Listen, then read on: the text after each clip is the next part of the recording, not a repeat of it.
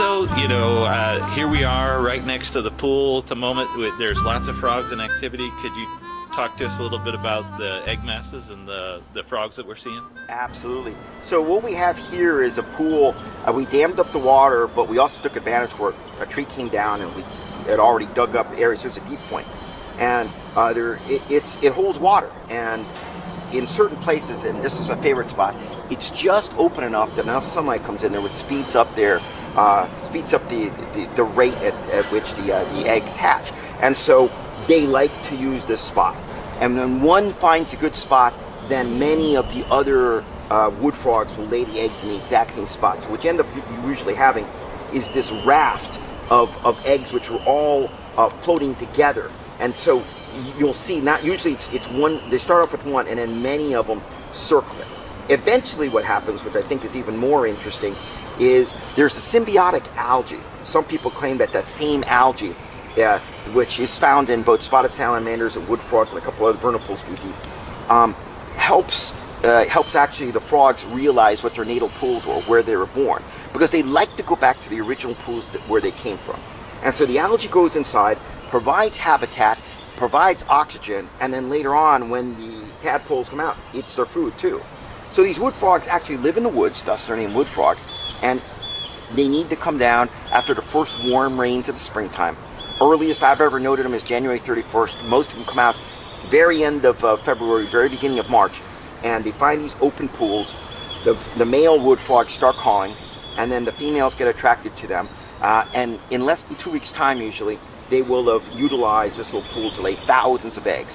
Each one egg mass can hold about 2,000 eggs. So these are explosive breeders, and the reason vernal pool species do this is this is a very temporary habitat.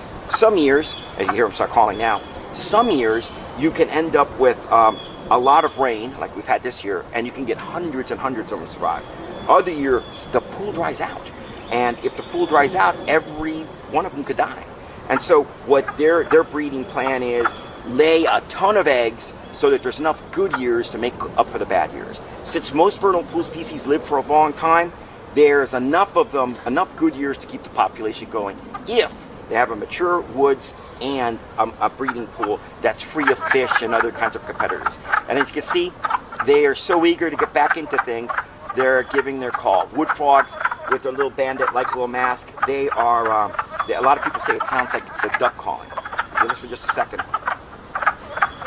The call is given usually at the surface or just below the surface with two little balloon sacs next to the animal's face. And the males, which are smaller than the females, will call and call and call in the hopes that the females come along. Female comes along, they try to do their best to impress her, and then again, usually the females choose the exact same space to nest in. So a lot of times you have one big spot which conglomerates into a gigantic egg raft. And here, this population again is only about 5 years old. It's just starting to, but now it's been every single year we've had more and more and more. A success story, I think, as far as getting these guys to... So Alonso, another thing that we talk about in phenology is how everything is kind of naturally timed. Oh, yeah. And my understanding is that wood frogs are the first amphibians to hit the vernal pools. Is that correct? And how is it that wood frogs specifically are able to come out so early? Yeah, so wood frogs tend to be even a little... Oh, I moved too fast. You can see them all react, right? They thought somebody's coming after them. Wood frogs do try... Again, it's a delicate balance, because what they're trying to do is to get out here and lay their eggs while the pool is already full of water, but hopefully late enough that they don't freeze over. Now, these are remarkably cold-hardy. This is the most cold-hardy of all the frogs. They're the only frogs in North America found north of the Arctic Circle. I mean, there are experiments that show that 50% of their bodies can be frozen. You got a frogsicle, and you thaw it out, and the animal is able to survive. They're studying this for tissue preservation and for things like that. But these are incredibly cold tolerant. We have actually a pair that's already what they call an plexus. We have the male already on the back of the female, so they're going to lay eggs in the middle of that egg pile, which is typical. They all concentrate there. So again, it's a careful balancing act. They want to lay their eggs late enough that even though the eggs are cold tolerant, they don't freeze, but early enough so that they can take advantage of the pool before it dries out. And again, we have several of them here which are breeding. They already have a little male on there, taking advantage of this time. And they're going to lay a ton of eggs, and again, hopefully early enough that they could take advantage of this temporary pool before it dries out. So it's a gamble, but again, it's a gamble that they oftentimes win based on, if it's been successful one year, they come back to the same pool over and over again. And this is what's kept the species going for generations and generations. So who's up next in the vernal pool? Yeah. So usually the wood frogs come up, and very soon afterwards, if not exact same time, the spotted salamanders. This time around this year, it seems they're a couple of weeks behind. After that, usually there's several other species which in very quick order start going. Spring peepers have the longest time. They can come up in February, but they peak usually in early April. We also have sometimes as early in March the southern leopard frogs. Leopard frogs will come out, lay their eggs sometimes very, very early as well, but usually after these guys. Upland chorus frogs, again, very, very early, but after these guys. Well into April, then come usually the toads. First the American toads, then the Fowler's toads, usually. And then come all the other summertime species, the green frogs, the bullfrogs, all of those guys come in later in the year. The pickerel frogs are a little bit earlier, usually May. But again, it's all of this timing where these animals try to make use of the water conditions and the water being warm enough. And by the way, this animal's adapted so that the eggs, they emerge depending how warm it is. So if I were to take this egg mass, and again, the water in here, very, very cold. But if I were to take it inside and warm it up, in 2-3 days, I'd have tadpoles. On the other hand, here in the cold water, the sun will eventually warm enough to come out, but it could be a couple of weeks. So they can speed up how fast they grow. More food, more space to grow faster. Also, if the water starts to dry out, as soon as the water starts to dry out, they can speed up their metamorphosis. They can actually change into adult frogs faster. Now, there's disadvantages, because the longer they stay in the pool, the more algae they eat, the bigger the frog is when it changes over. But if push comes to shove, even if you come out in your substandard size, as it were, a mini size, it's better than dying out. So up to a point they can speed up their the metamorphosis process to come out earlier, out of the pool before the pools dry out. Not perfect, but they can do that. So again, remarkably adaptable species. Super cold tolerant. It's got to do with glycerol in their system, which keeps them, acts as an antifreeze, as it were. And again, it's amazing. I've seen them where they come out, it's a relatively warm day, it's rained a lot, 50 degrees, triggered them to coming out, but then that night it snowed, which in March, not unusual. And you see these guys and the spotted salamanders on the ice and stuff. The mass is frozen, and sometimes some at the surface die, but by being massed close together and so forth, a lot of times there is some insulation, as it were, and again, they survive. I've seen spotted salamanders and wood frogs on top of snow. They seem to survive. Being cold-blooded, ectothermic, yes, they are at the mercy sometimes of the elements, but these animals have found ways of dealing with them. So again, we're here in a city park in a very urban area. So obviously they've got a lot of threats of habitat loss. But what are some of the other threats that you deal with here in Arlington County? The biggest thing, of course, is habitat loss and water pollution. Anything that happens up on the hillside, that water washes down in here, it will affect these things. The one thing about amphibians, and in particular frogs, is what makes them so unique is this permeable skin. So they can breathe through their skin, they absorb stuff through their skin, and that makes them wonderful bioindicators of what's there. They're very sensitive to pollutants in the water, changes in the water, and changes on land because of the animals that they eat. But that means, though, that if something happens and something happens to the water, it could wipe out the whole population for that year. So we look at the frogs, and they can tell us a lot about the water quality as well. But that's a big threat. And then there's natural predators.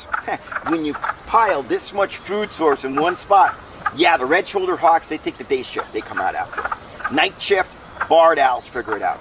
I remember one time in one particular vernal pool at one of our nature centers, Long Branch.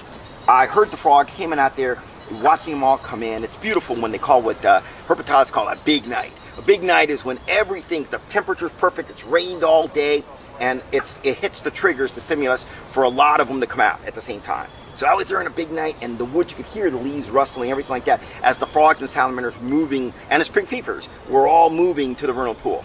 So while I sat there, lo and behold, raccoons started coming in. But I hid behind a log, watched them. 7 raccoons in one tiny pond. Wow. Circling, meaning that they had to run the gamut to get in there. Foxes, we got videos of barred owls coming in, picking them off. And the other, another thing that comes in from the permanent ponds, if it's close enough, the water snakes come in and eat them. In more isolated areas, the red-spotted newts, they eat the tadpoles as they're coming out. Amongst themselves, the spotted salamanders and marbled salamanders, and the marbled lay their eggs in the fall, so they're even before this. They're there, so when these things hatch, they get eaten by them. So crows, especially the smaller ones, and in particular the spring peepers, the crows, I seen walking through there, turning over leaves, looking for and listening for the frogs to give off their location.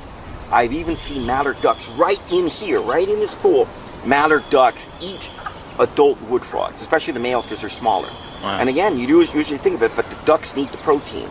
And these vernal pools are full of fingernail clams, which is calcium for their eggs. They're full of all sorts of daphnia, water fleas, all of these kinds of things, the protein that they need to form their eggs and raise their young. But frogs, that's a big thing. So they're choking it down. It's kind of hard to swallow, but it is a huge protein boost for them, and it's amazing, but you do see them eating them. A lot of things take advantage of this temporary. So how about, you and I are both helpers of our local National Invasive Species Council. Yeah. How about invasive species and what is affecting them? Huge problem. So invasive species don't support anywhere near as much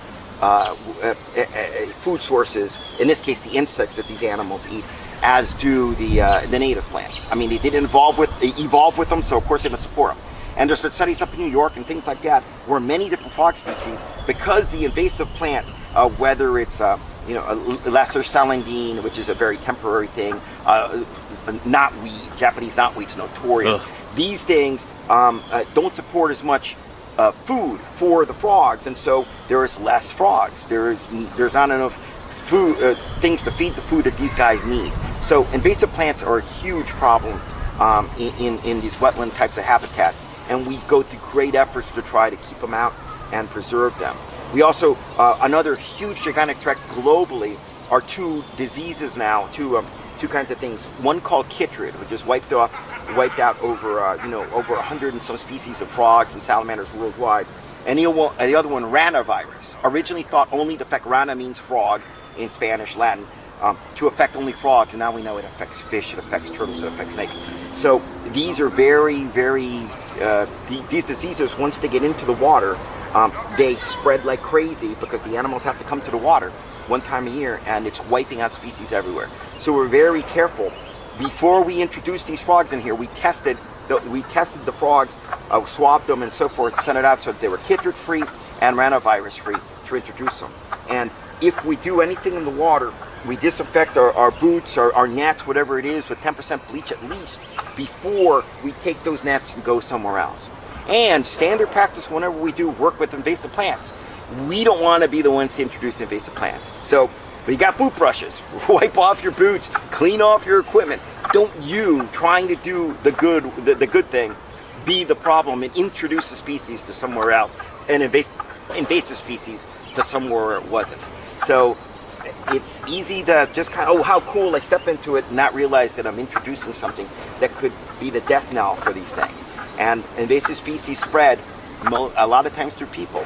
We do what we can to try to mitigate that. More and more at different parks that I'm visiting around the area, I'm seeing at the entrance to the park a sign that says, please wipe your feet. And then there's a thing on the ground where you can actually wipe off your boots. Is that something you're incorporating here? That's exactly. We have them in our parks building before you come in and out, and of course helps to keep the building clean too. But yeah, you wipe off your feet, and the invasive contractors and our own crews, again, we try to clean off our equipment. We try to disinfect them. We have brushes we use to keep our boots clean. All of these things are good standard practices so that we don't accidentally introduce an invasive species, whether it's a plant or an animal, or a pathogen, into an area that we're supposedly the stewards for. Great. Thank you. Sure. Thank you, and enjoy the chorus.